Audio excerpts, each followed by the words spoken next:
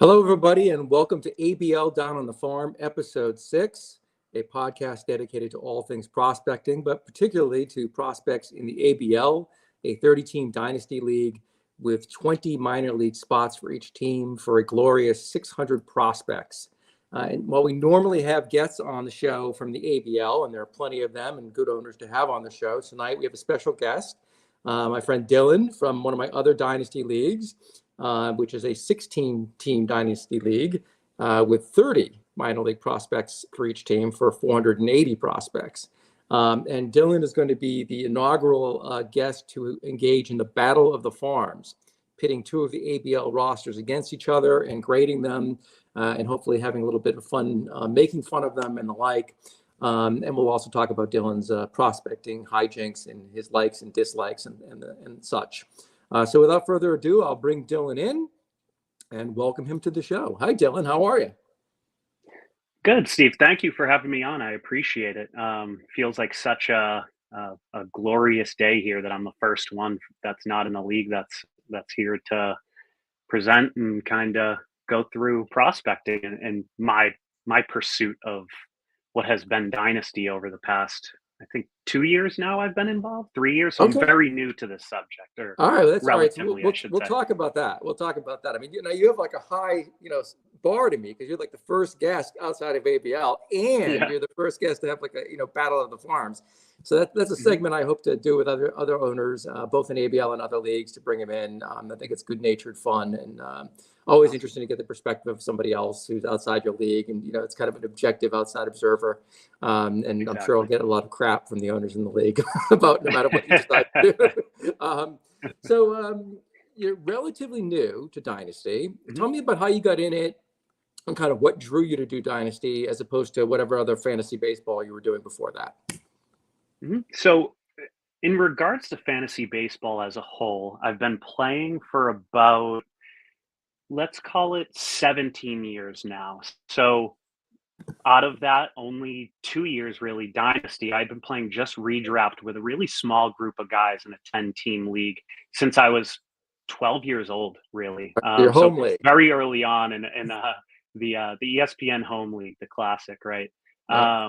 And really, I kind of fell in love with the dynasty approach, but also realizing that there is strategy that comes down to a lot of these leagues, right? I find myself, and a lot of others I think fall into this trap as well, of prospecting to a point where it becomes a detriment to Mm-hmm. your current team and current season, and it's currently this all around run of, if I get this next guy, if I get that next number one prospect, my team is going to make it over the edge. So I was fascinated by it when I first got involved because, yeah, I wanted that next Jackson Holiday, that next Ellie De La Cruz, right? But the hardest part is finding those guys, right? If it was that easy, the teams would be finding them, right? The Right. team, and honestly, that's part of that strategy that that I'm going to try to get into as well, is that there's so much out of our control as fantasy baseball players, right? Like, we can only manage what we know. What do we know? The Rays and the Guardians and the Dodgers are great at growing pitching, right? So Right. sometimes when the answers are right there in front of you, it's important to embrace that, right? Someone like Emmett Sheehan, right? Maybe 2 years ago, that name was barely being thrown around, maybe in the smallest of prospect circles. All of a sudden, he's a consensus top 20 guy within, I don't know, 7 months or so, Right. mostly because he's a Dodger, right? That's a big part of it. That's a big part of it. Yeah. Yeah. So since you're relatively new to it, I mean, and it hmm sounds like the leagues that you were traditionally doing anywhere were relatively shallow, right? 10 teams, hmm redraft. hmm Um, how did you like climb the learning curve of dynasty prospecting? Because it's an art and a science, I suppose, but it is another level of strategy that you just didn't have in your other leagues. So talk to me about that Yeah. learning curve and how you climbed it and where you think you are in the process now. It's tough, man. Like, I really feel like I find myself struggling to comprehend whether to believe, say, a fan graph final value grade over what my own eyes are seeing, right? As someone that loves baseball, I'm not saying I'm a scout by any means, but at the same time, if I get my eyes on someone like Kobe Mayo and I see the raw power there, it's tough to not Unsee it. comprehend that and want to chase that, right? And but at the same time, maybe that's a bad example because I in a lot of circles he is highly touted for that power, right? But at the same time, another guy that I think may fly under the radar a little bit is someone similar in Colt Keith, who also has a little bit of power upside, but oftentimes maybe just cast aside because he's a tiger, right? Right. I can't figure that one out exactly, but um with being early on, I do feel like it gives me an edge in the sense of focusing on the now. And I have really tried to embrace chipping away at growing a farm while also being competitive in the Right. here and now. So, in our 16 team Major League Dynasty, last year was the inaugural season. Unfortunately, finished in third after a hard-fought semifinal where I missed out by nearly a point. Um, and really, I took the winter to completely overhaul my team, and I'm sure a lot of people looked at me crazy when I moved a relatively cheap Aaron Judge for Jackson Holiday. But I realized we probably just saw the peak of Aaron Judge's powers. Is he still an amazing hitter? Absolutely. Right. But at the same time, I realized that I had shelled out a lot of my farm just to end up in third. So it was a very kind of let's shoot for it all, but also I need to figure something out this winter to grow that farm back. Right. Um, Well, so let's pause right there there's for 1 yeah. second, Mhm, because I just want to set the stage for the viewers who aren't familiar with mhm, Major League Dynasty, which is our 16-team mhm, league, right? So it's a head-to-head league with roto scoring as opposed to points. Okay, so for example, steals take an elevated value in that league as opposed to ABL, which is a points league, so you can get points from any number of sources. But in our league, steals are really valuable, for example, right?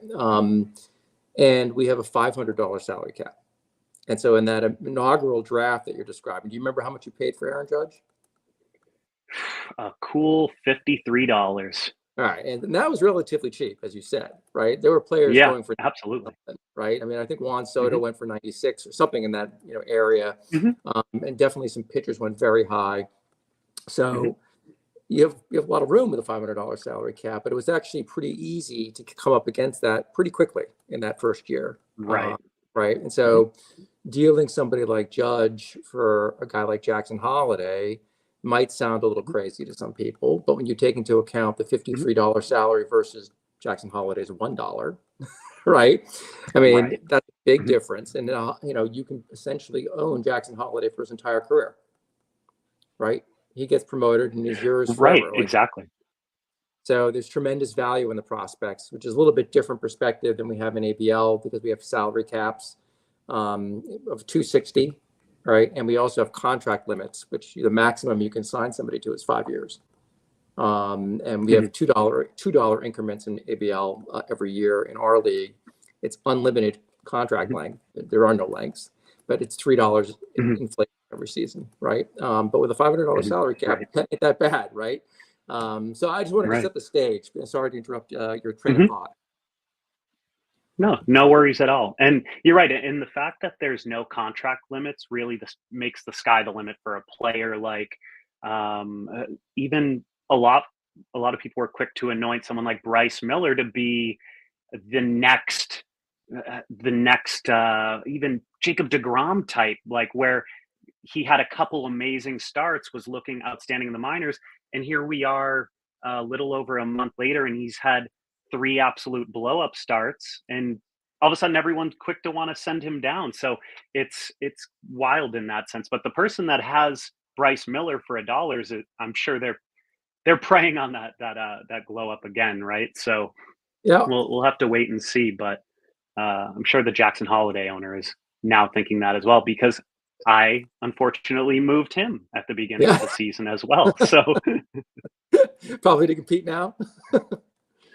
exactly, yes, and all of that was to say as well. Even though I moved Judge, I'm currently sitting in first in the league. So I'm not saying that is a direct correlation of that, but I did realize I had some roster flexibility in the sense that I could replace at least some of his stats in the near Right. term while also replenishing my farm. Yep. Yep. And that strategy is fun in Dynasty, right? I mean, Mhm, sometimes it's a really careful balance between the now and the future. mhm, But what I find anyway is when one thing that is important to consider is the proximity of the prospects you're dealing for and how quickly they're going to hit your right, roster, right? For right, Jackson Holiday, even though he started the year very far away, he's mhm, obviously taking a rapid rise towards the majors, and who right, knows how long it'll be before he hits the roster. right, Ellie De La Cruz was just promoted today, and he's batting cleanup for the mhm, Reds. So there's a guy who, unreal, meteoric rise through the minor leagues, right? And we'll see how he right, does. He could struggle. I mean, we just don't know. I talked with, the guest last week about Ellie De La Cruz, who's on his team. And, mhm. it's a very exciting, He's but jumping for joy. yeah, it's a roller coaster though, right? You got to temper your Mhm, expectations probably, but who knows? He'll probably be like Eric Davis 2.0. I mean, who knows? right, Um, right, yeah. So, all right. So you've gotten into the water. You got the strategy mhm, down. Like you're finding mhm, your way. What mhm, kind of sources have you been relying on? Like, what have you found to be useful to you in mhm, evaluating prospects? And maybe are the things you've already turned away from? I realize it's like mhm. pretty early in the process for you, and everybody has a different experience. What's been yours? So when it comes to hitters, I've really tried to focus from a stat perspective on hard hit data if available. If not available, trying to focus more on WRC plus and ISO. I feel like Hmm. those two stats, which are weighted runs created, as well as I'm sorry, I think ISO is escaping me right now. It's isolated I power. at least Yeah. isolate power exactly where I can see if I have a benchmark of looking for an ISO to be 200, I know that that isolated power is going to at least be relevant in that player. If they're sub 200, in my opinion, I know that I'm looking at a guy that may not be able to stretch out extra base hits in some sense, which also could speak to their speed. Um, so when I look at WRC plus as well, I try to temper expectations dependent on age. Hmm. So I've utilized those two stats quite importantly through fan graphs. Uh-huh. Um, but in my opinion, I haven't gotten well acquainted with the write-ups that Fangraphs provides. In that sense, I had listened to you and Dave's podcast and agreed that Baseball America's write-ups are outstanding Yeah. on prospects, and using those two sources in conjunction, Fangraphs and Baseball America, I do feel like that's been kind of the secret for me, at least, in trying to get in the water and fully immersed in this. And really from there, pitching has been tough too, and kind of what we spoke to earlier with how quickly pitching prospects can rise in our major league dynasty. I kind of fell into two pitching prospects that have been hotly debated over the past few months, which are Emmett Sheehan and AJ Smith Shaver. I mean, they Smith Shaver has ascended through three or Yep. so levels in a matter of 2 months, and leading up to what's going to be his first start on Saturday. So trying not to get too excited, but at the same time, it's wild to think that some of these pitching prospects can really come out of nowhere. But there's also some that have been touted for years in Grayson Rodriguez that it may have been found out that they were tipping pitches. I believe Cyrus may have said on Rates and Yeah. Barrels. Whether that's true or not, I'm not sure. Have you heard anything of the such? Yeah, no, I've heard that rumor, and it's interesting. Dave and I were talking last week about him and his Mhm, arsenal of pitches, and whether or not mhm, a couple of them are actually below average offerings, and maybe he just mhm, shouldn't throw them very much. And if he focused instead on three pitches that are above average, he'd have better results. mhm. So who knows? I'm not a pitching coach, right? And I don't, Right, I'm sure the Orioles know what they're doing because I trust right. their player development. But I think you may see some pitch mix adjustments for him, and tipping pitches is Mhm, certainly something that can be fixed and addressed. right. Um, Mhm, but what we're finding more and more is pitch mix changes, and just even throwing, abandoning a pitch entirely is working for some mhm, people. And we talked last week about, Strider and, Mhm. getting by with two pitchers that are elite. And Mhm. how in today's game you can actually do that. So I think, Rodriguez might be a guy who with three pitches can get away with it, but we'll see. And Mhm. it's funny you mentioned Right. AJ Smith-Shawver. I have him in ABL, Mhm. and drafted him this year. The guy has a former seventh Mhm. round draft pick, I think. Mhm. And it's really come out of nowhere. But how did you get turned on to him before drafting him this year? Truth be told, I'm trying to think into it. Part of it, I believe, was the projectability behind him. He's a little bit bigger of a guy compared to some Mhm. other pitchers. Um, and really, I think it may have just been him showing out a little bit in September that I caught on to. I'm trying to think when I picked him up in our league. I'll have to do some digging here quick. But speaking on guys that really have two good pitches, Smith Shawver is right up there. He has a great fastball and great slider. He kind of hangs his hat on that, right? And it's worked Yep. for him thus far. Whether it will work in the majors is to be seen, but his middle relief appearance against the Diamondbacks the other day looked outstanding. Yep. Wasn't the best stuff in location numbers, but Yep. he made it work for him. So Yeah, yeah. No, I'm sure there'll be, some bumps in the road for the kid, but that's mhm, normal. And I'm excited right, for this weekend start. He's going to be in my rotation. Now, we have a 30-team league, so the mhm, depth is much different than in our league. So right, a guy like Smith Shawver, like, potentially could be in your rotation every turn out. mhm, We have a limit of 7 starts a week in ABL, whereas in our league it's mhm, 10. mhm, So different parameters, but you have to mhm. be you have to be more judicious in JDL, but about who Right, you put right. out there every week, right? Very Um, diligent on who you're starting, right? yeah, yeah, yeah. So, you know, I think I got onto him because of his K minus walk ratio. Mhm, And there was a good write up on him in Baseball America that I read, that basically mhm, just moved him up my board.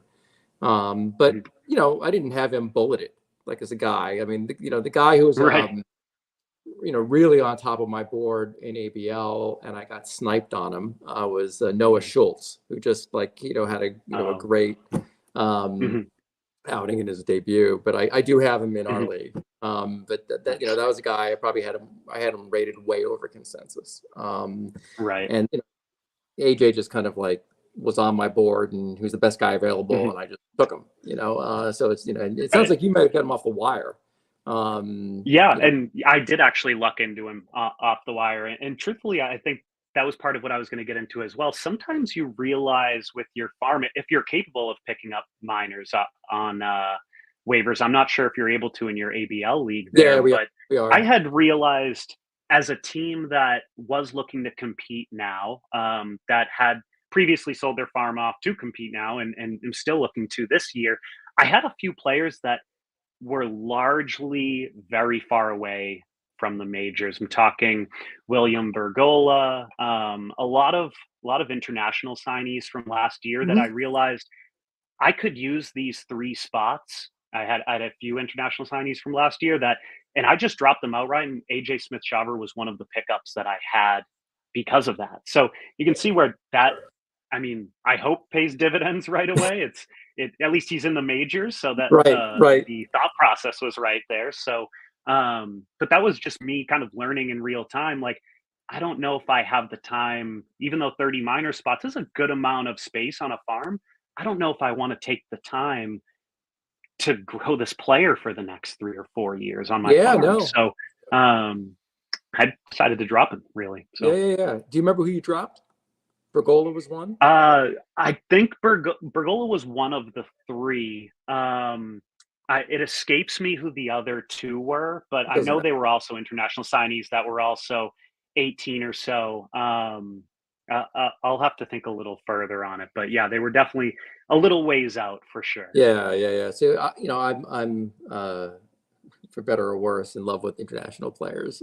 So I usually have a Yeah. lot of them on my rosters, Mhm, including in ABL and in our league. I mean, if you pulled up my team, you'd see that it's mhm, just littered with J15s. But mhm, I like to have them because when they hit, they become very popular prospects. mhm, And there's a real kind of lottery ticket element to them. That's Oh, where a lot of definitely. the stars today have come from, is from, the international pool, Wander Franco Hmm. and others.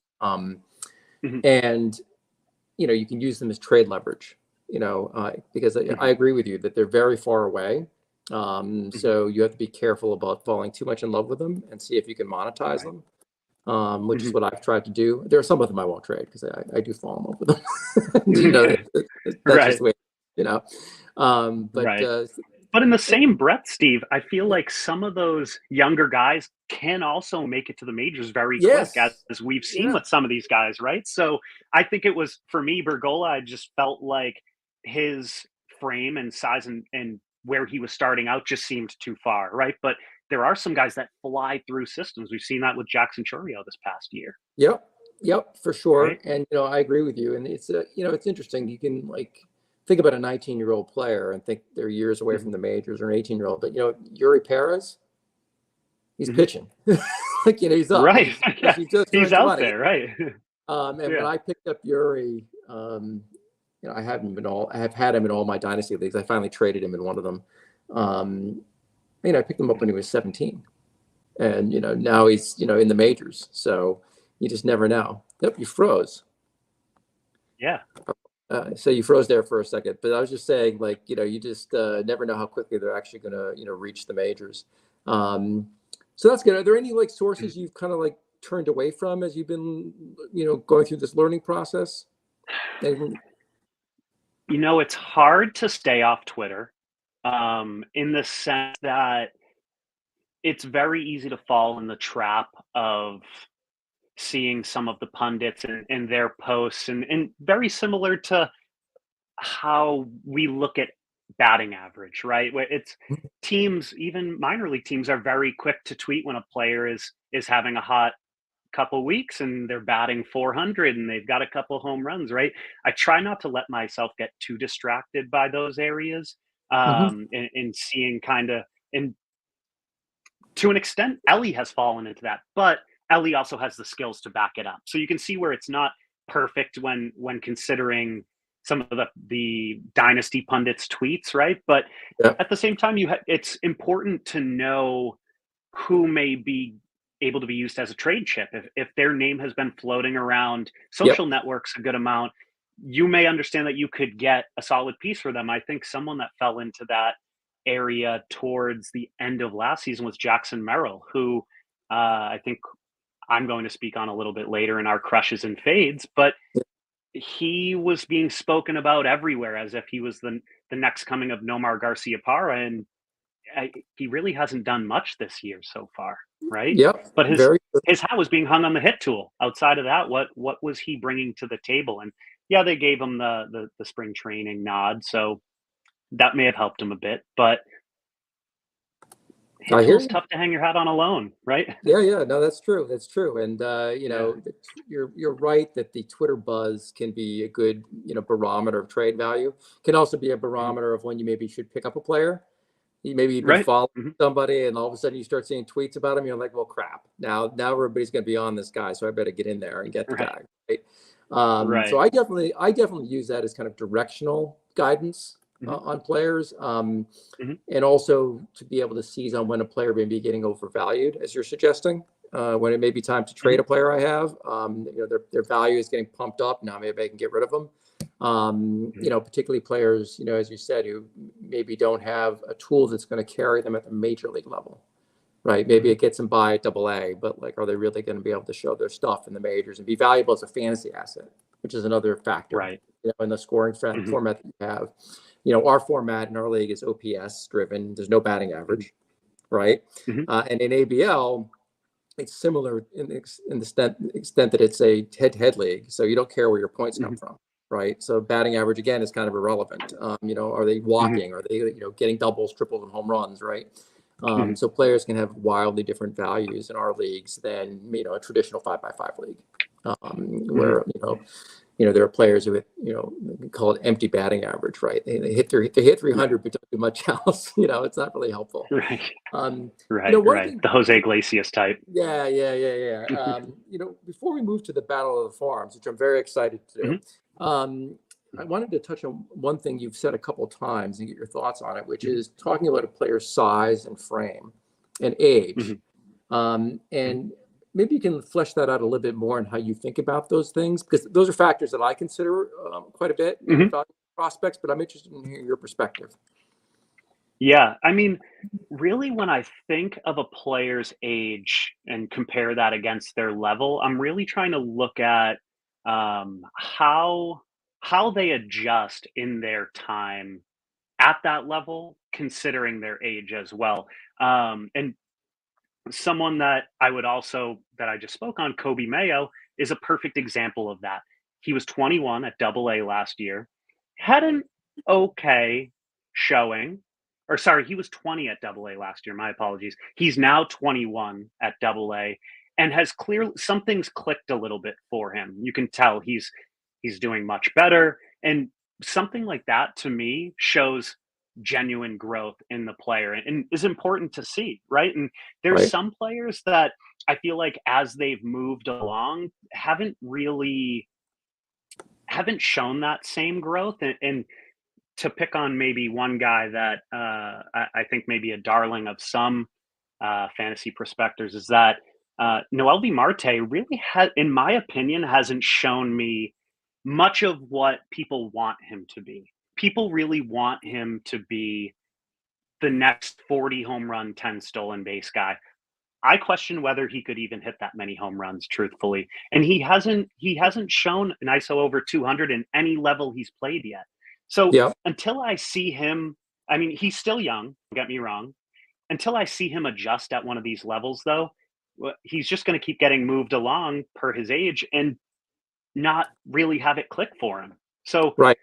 I could have just spoken into existence and maybe he just goes on a tear and that would be outstanding. I would love that for him. But when I think of projectability and age per level, that's kind of how I'm looking at it. If I understand that learning isn't linear. Anyone that's played baseball knows you go through hot and cold stretches. And it's all about how you adjust. Look at Josh Lowe this year. He Yeah. was touted as power speed guy through and through for years.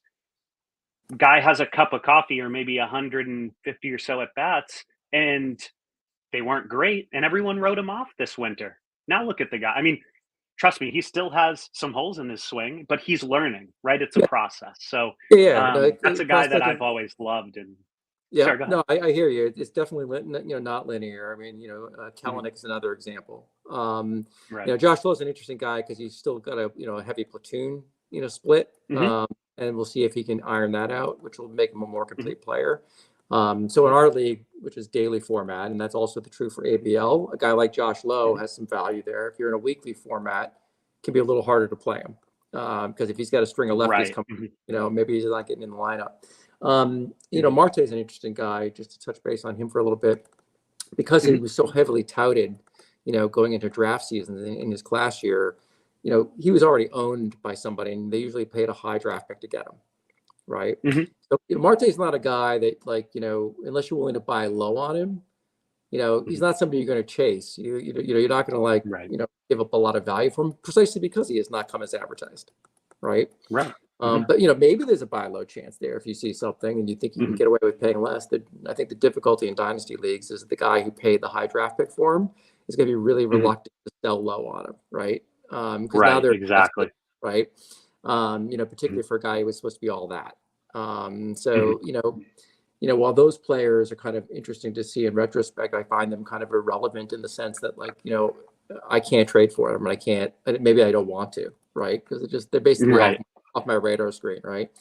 So we talk about Hmm. age relative to level, which I agree is like a really important factor to consider with prospects.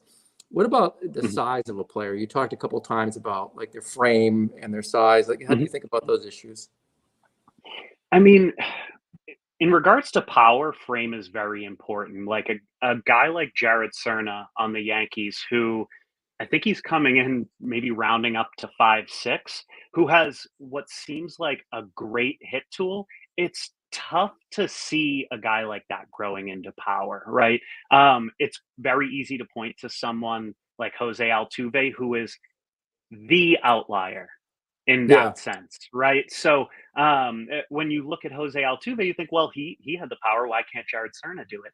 Well, Jose Altuve is Jose Altuve. That's all I'm going to Yeah. say, right? He's But a Hall of when I look Famer. at Is what he is. right, You know, right. But when I look at someone and there like aren't too many Spencer of those going Jones, who's around. on right, right.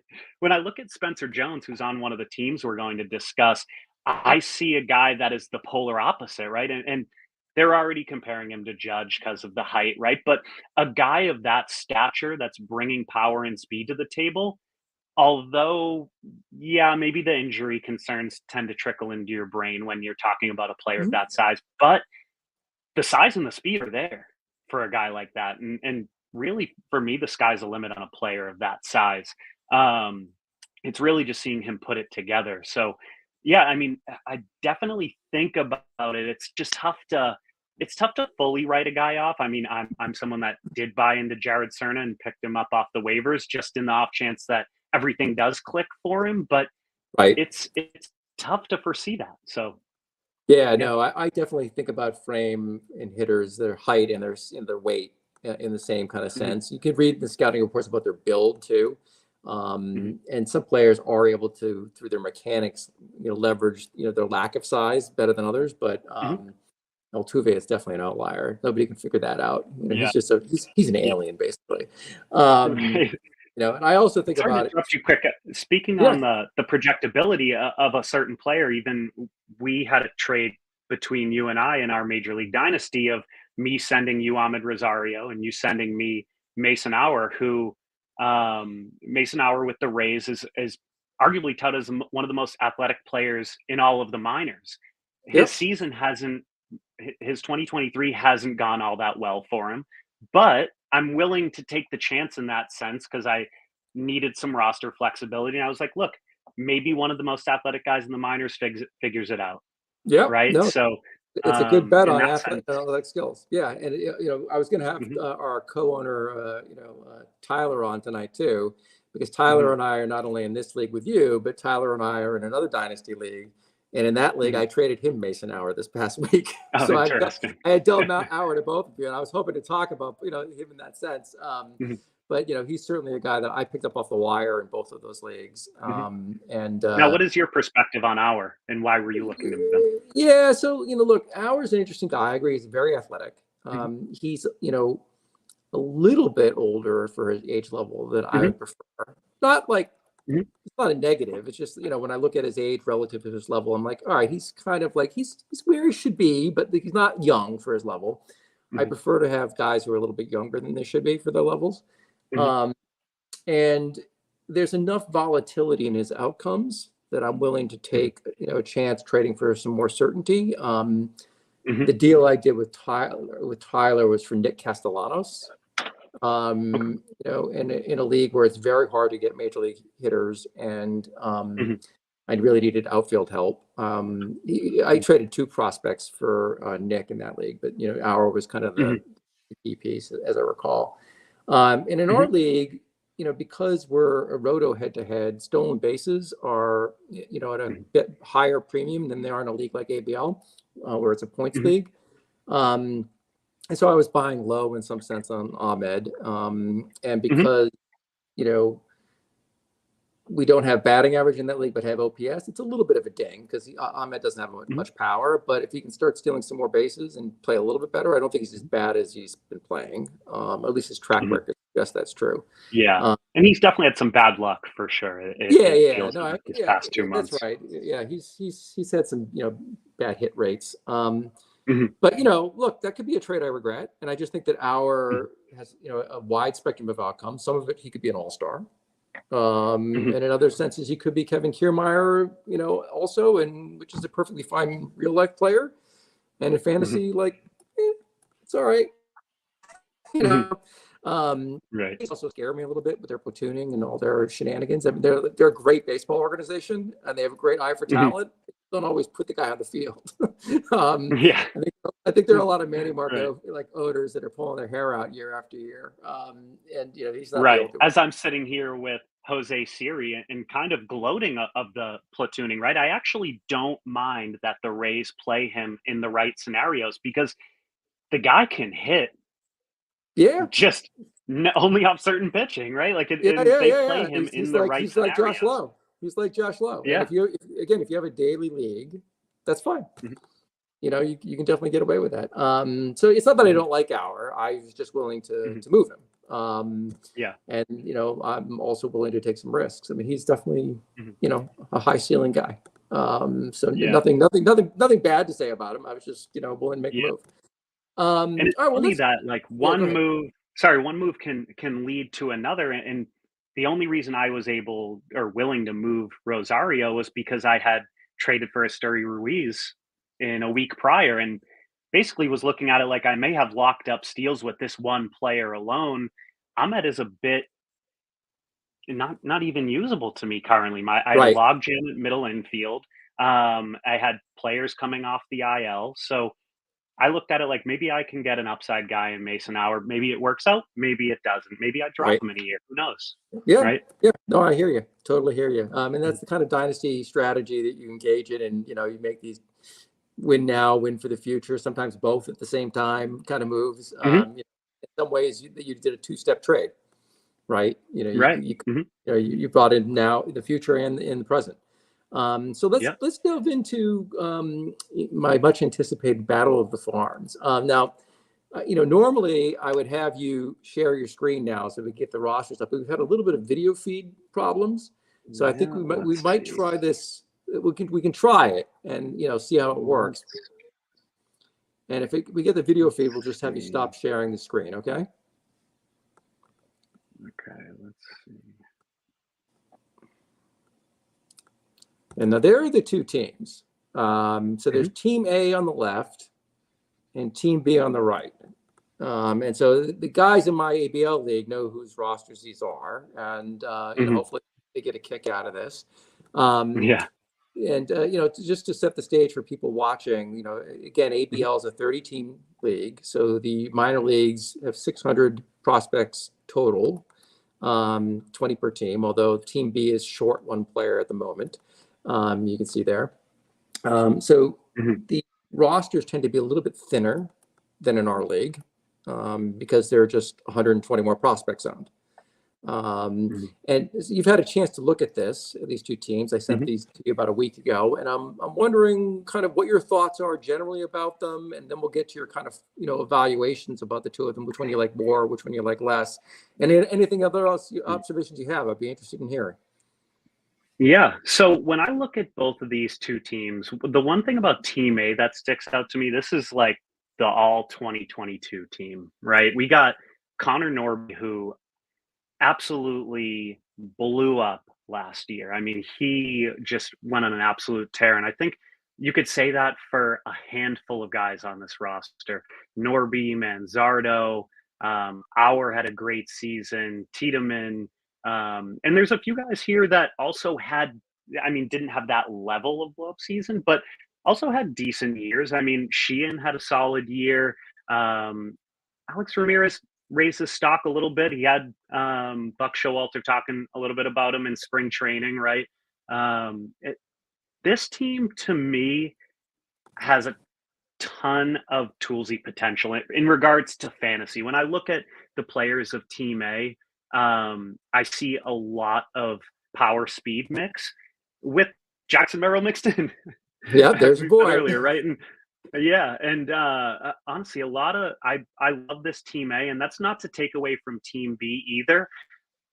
I like Team B from a real life baseball standpoint. I see a lot of guys like Brooks Lee, who I know is going to be in baseball for a while, just because he's an everyday baseball player. When you look at Brooks Lee play, I don't think anything jumps too far off the page, but he's also in a real baseball sense, the guy that you want out there manning your infield, right? And but at the same time, who we spoke about earlier, Spencer Jones, like hit the sky really is the limit for a guy like that. But then we kind of come back down to earth with Nick Gonzalez. Really hasn't done much, uh, in my opinion, since he's been promoted to AAA. I believe he's 25 now, nearly or 24 at I think he's a AAA. So little, yeah, he's a little younger than 25, but yeah. Yeah, he's age appropriate, but he's not young. Mhm. Yeah, Right, exactly, and, but we do have players like Heston Kjerstad who, no, he's having a pretty solid year, but he's not age appropriate, in my yeah. opinion, for Double A, right? He's a little bit older. Um, Well, he's a so guy. just going Let's along pause here. on him for 1 second. I mean, he's Mhm. actually an interesting case because he missed a substantial amount of time with injuries, including a Right, health injury, right? So he's definitely right. not age appropriate, right? But I think Mhm. he's in an odd situation because the team wants him to get development time that he just missed, right? So Right, I think you're right that like, how much of his performance this year is because he's just simply older and more mature physically than his competition. And right, right, do it's you, do you discount any of that, minus, in other words, you pull back and say, well, maybe it's not as bad as I think because he just hasn't played. So mhm. maybe he's doing well. I mean, what are your thoughts on that? Right. Right, I mean, exactly, and I think that that goes for a lot of players too, due to whether it was COVID holding them back and whatnot, right? He had health concerns, right, that may have held him back, but even though he's not age appropriate, he's still putting up 160 WRC plus at Double A. Like that's still impressive, Yeah. right? So it's hard to completely discount him in that sense, but also if we're talking about strategy for fantasy baseball, we're looking at a guy that is pretty much blocked for the time being, right? Like you have Colton Cowser, who's also absolutely tearing it up at AAA, right? So Yeah. it's tough to see a path for a lot of players on Team B currently.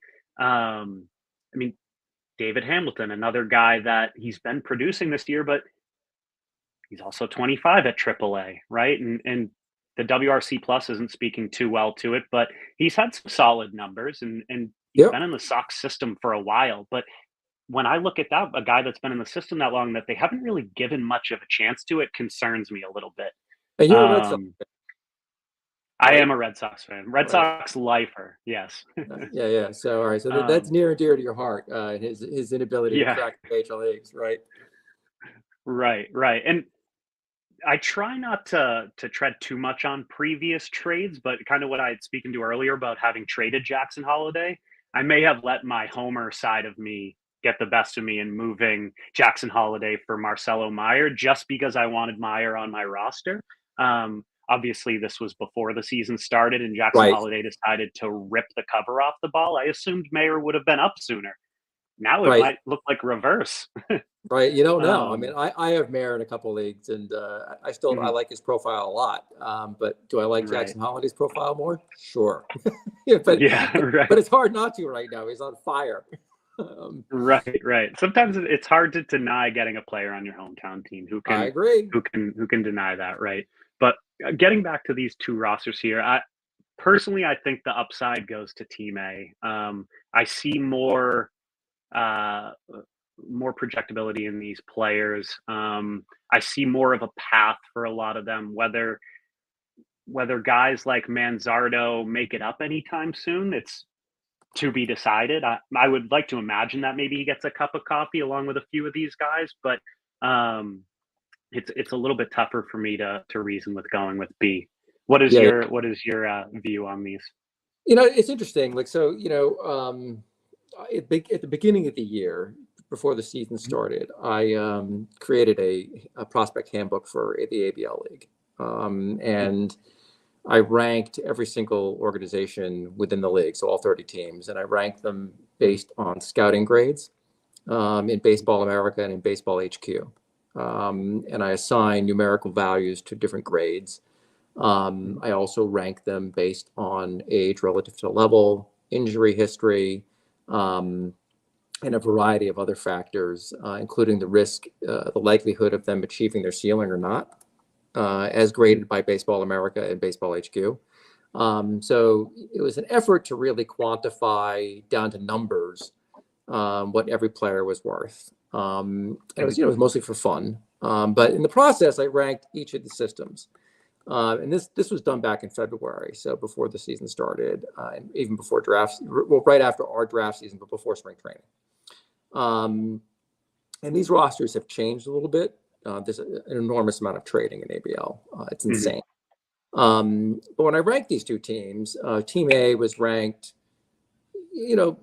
another level up from Team B. And it was one of the top 5 systems in our league, Team A.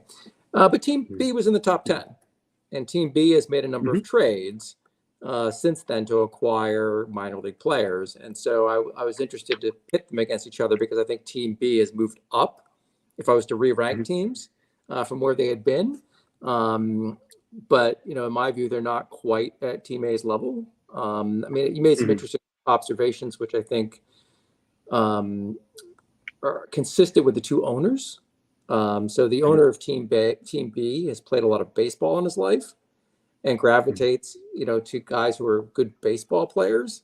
So your comments about Lee, for example, like really resonated with me because it's kind of a typical guy for the owner of Team B to have.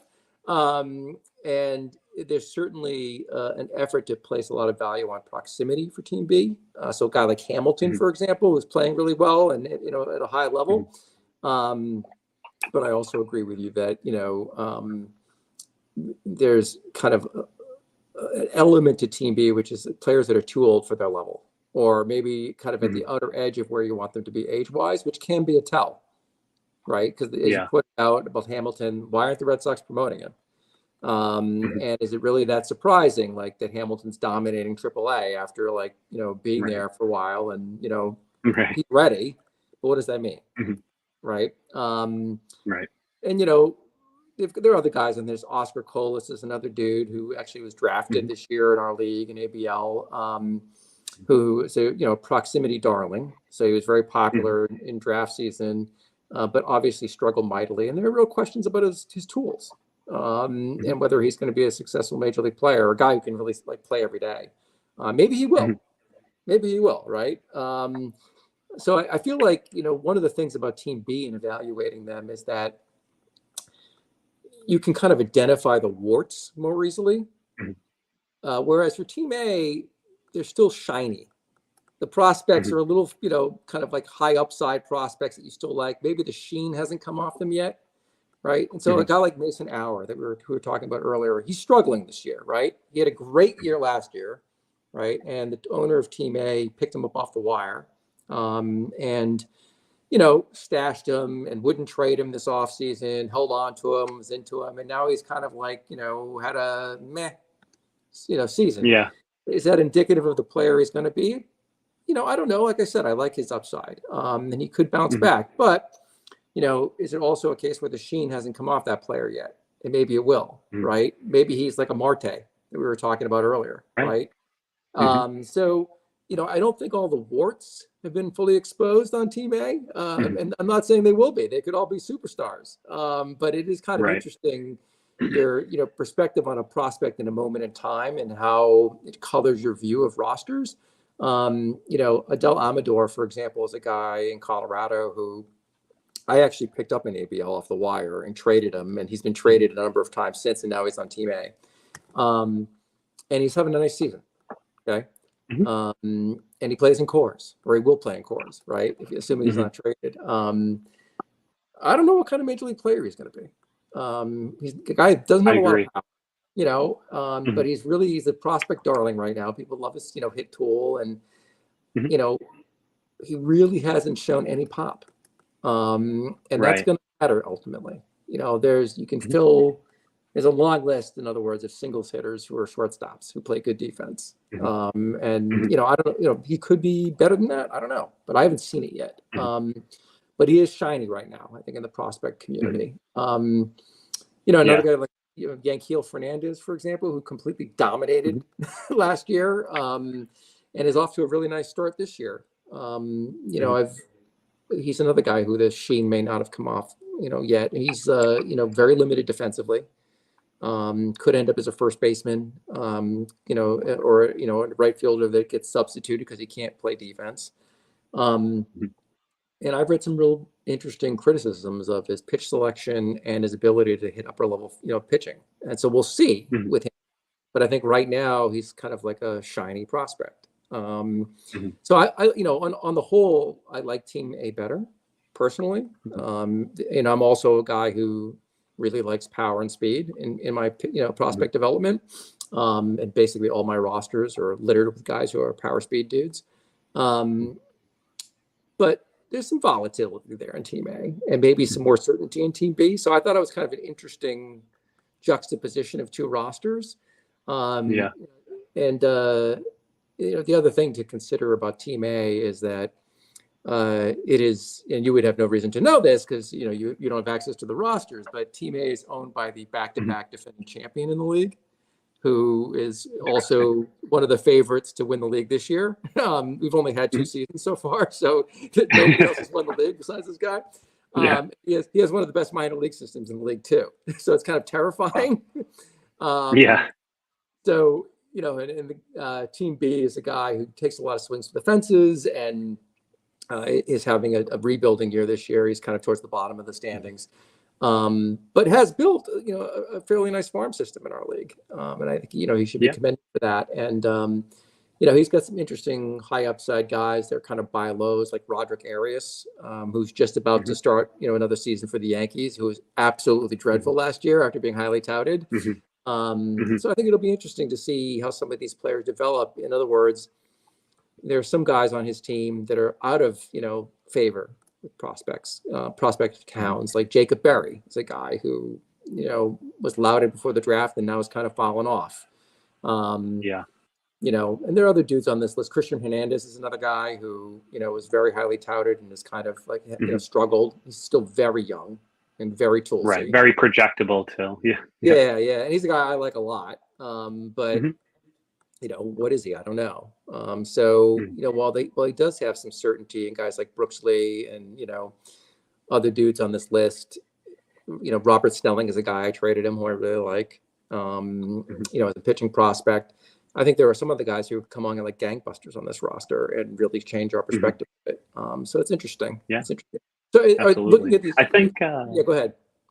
Sorry. I think Amador, to bring up a good point that you were speaking on and that we talked about earlier too, with Twitter, like trying to control the Twitter narrative, how it fits your roster, right? Like when I look at Adele Amador, I want to temper my expectations because I see how much he's being spoken about, but nothing standing out to me. And once again, a guy that is still very young.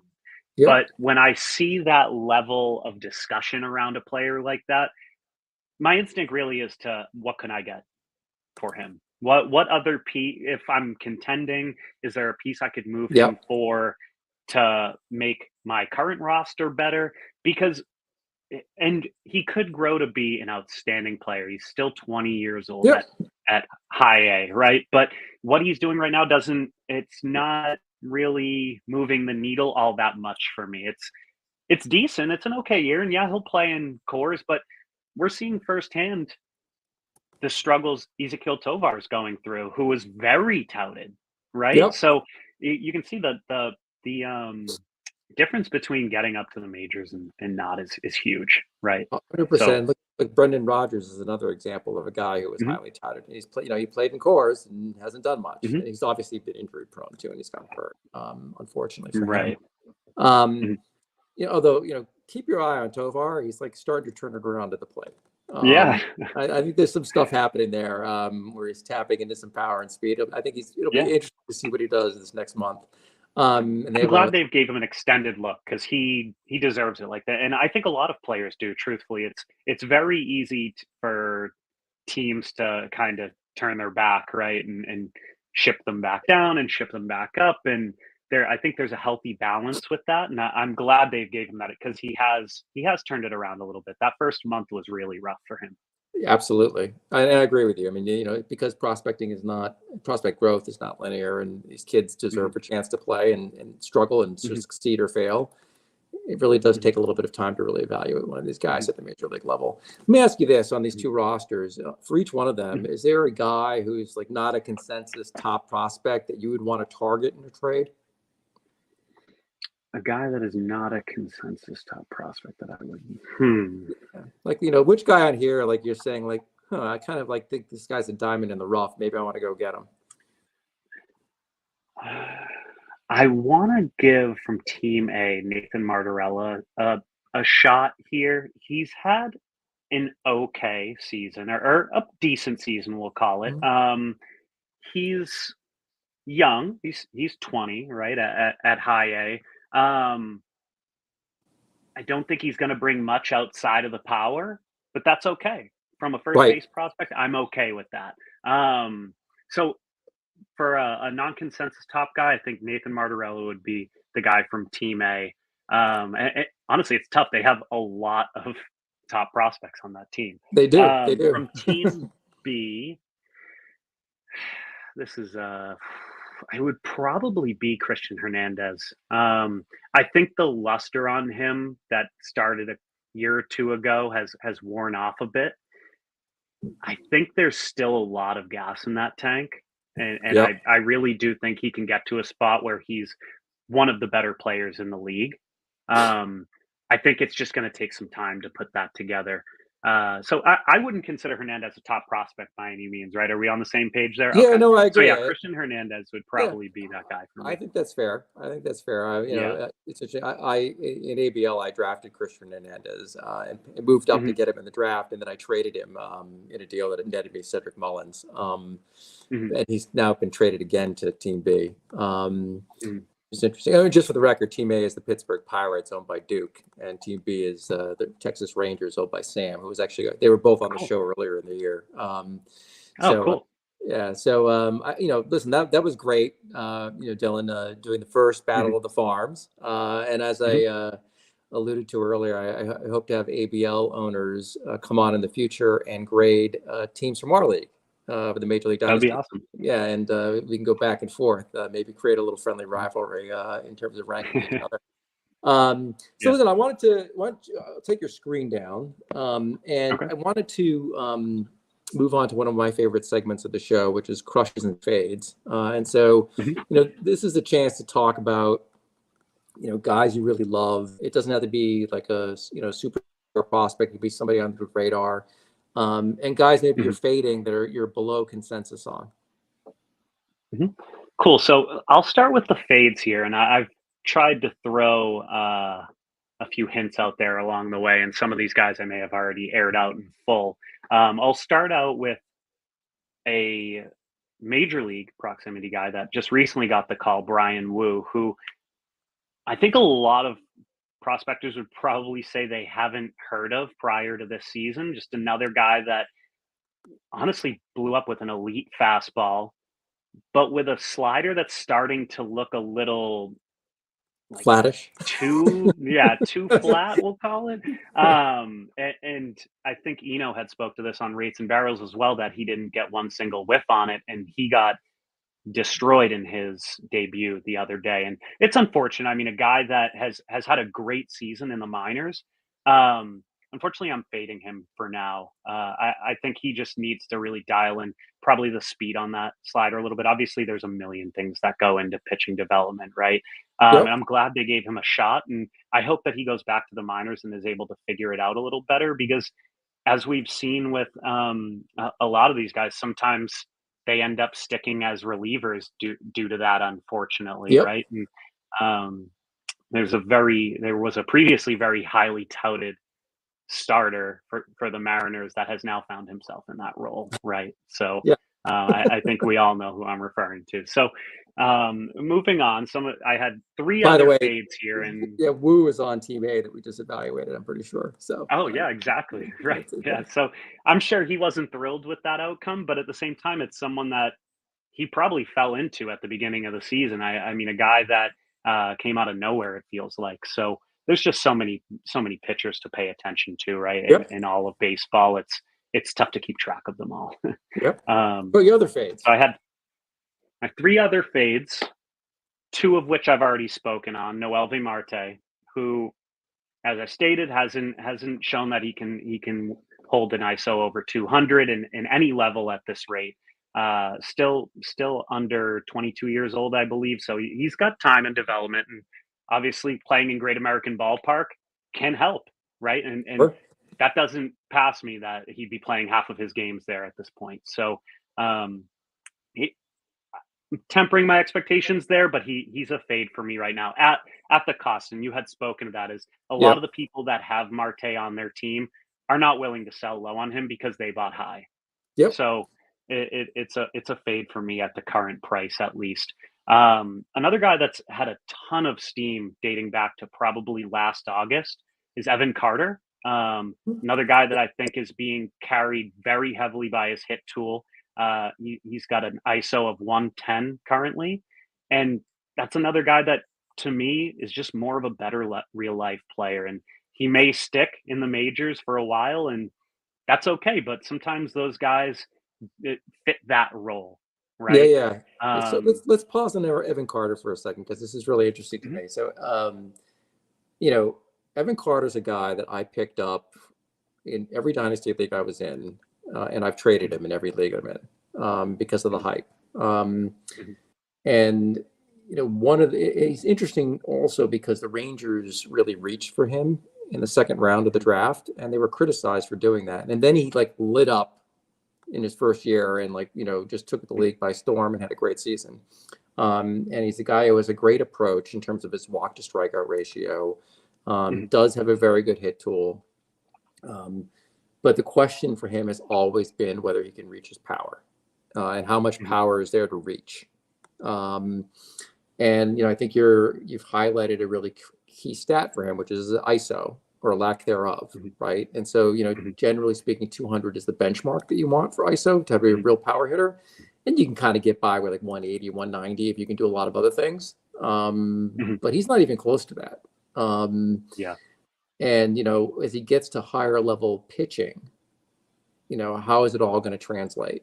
And Mhm, he is a great athlete, and he's a mhm, really good defender too. So I think mhm, your statement about him being like a really good real world baseball player is apt as mhm. well. How much of a fantasy asset, I don't know. He's gonna be, but Right. he's a guy who is really blown up in the prospecting Yeah. world. And Mhm, maybe is a fade. And I was talking to a good friend of mine who I'm in a bunch of dynasty leagues with, although not ABL, but he's in our league. And mhm, it's Tom who took over an abandoned team in our league. The Lowell Spinners is his team. And mhm. I have tremendous respect for Tom and his Oh, nice. prospect Mhm, ability. He and I were talking offline about Evan Carter, and he said a lot of the same things that you did. They's just mhm. not like buying the hype on Evan Carter. He thinks he could be a Right. good ball player, but he's just like, I'm just Mhm. not getting anywhere near that trade value. So that's Right. interesting to hear somebody else say it. Yeah. Your comment. But, I interrupted you. What are your other fades? I think you had one or two more. Um, it was really just one more, and it right up the same alley. It was Jackson Merrill, a guy we had already spoken about earlier in the show, and that's also a good point to clarify here. Is that I'm not fading guys because I specifically think they're gonna fail, right? I'm trying to view this from a fantasy baseball standpoint and pointing out that I'm fading these guys at their price to my Yep. team, right? Like if I had Evan Carter, he would have already been gone because I would have traded him for a piece because the hype has gotten out of control. Let's be honest. Yep. So Yep.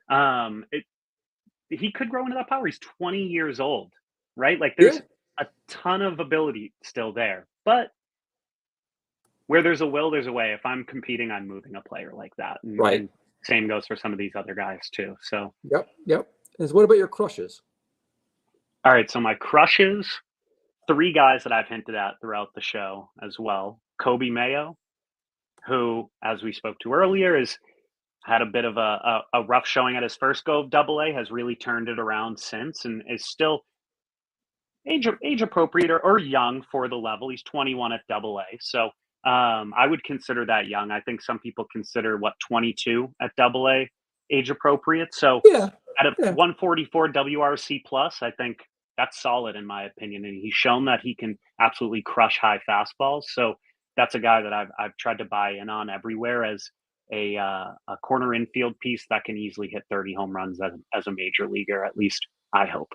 Yep. Another corner infielder I have pegged to do pretty well as Colt Keith. Also another 21-year-old at Double A who is absolutely tearing the cover off the ball. Those two guys are may not show too much speed, but I think will really show consistent power. And in a league similar to our Major League Dynasty, locking in power at a very low cost of $1 is Yep. very key because then it enables you to find steals wherever you need it. Um, And my third guy, AJ Smith-Shawver. I think that him being able to grow through 3 levels in the past 2 months is just an incredible story as a pitcher. I mean, a guy that was drafted not too long ago, has outstandingly projectable frame, 2+ pitches.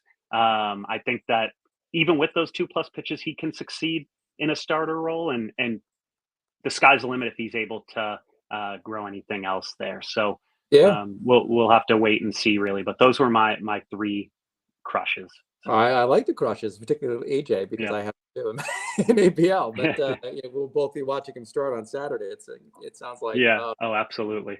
Yeah, well, those are all interesting crushes, and the corner Mhm. infielders are always interesting because, particularly first basemen, because they Mhm. really have to hit in order to get to the Right. majors. Mhm. Third base, because the defense is so important there as well. Like there's a Mhm. little bit more leeway for them, I think, but Mhm. um, a guy like Keith is just going to have to really keep mashing. He may, Yeah. you know. Yeah, and I love I do feel like AJ Hinch has been a guy that's shown that he likes to let prospects kind of do their thing and grow Mhm. and roll with the punches, right? So I'm kind of hoping that maybe Keith gets a cup of coffee and is capable of really showing Yeah, up if he gets the call, and especially with that Tigers depth, that there's not much standing in front of him. Let's call it yeah. for what it is. I mean, even if it comes in a DH role or whatnot, I wouldn't be surprised if he gets one at this rate. Yep. And going to the point you made earlier, I think about him is that the cost of acquisition, if you're looking to get a corner infielder in your minor league system of Keith, is probably not that Mhm, high right now. Because I don't think a lot of mhm. guys are like super, jazzed about him. And maybe that's because you Right. said earlier, maybe because he's a Tiger. I mean, I don't know, but like, Yeah. power's power.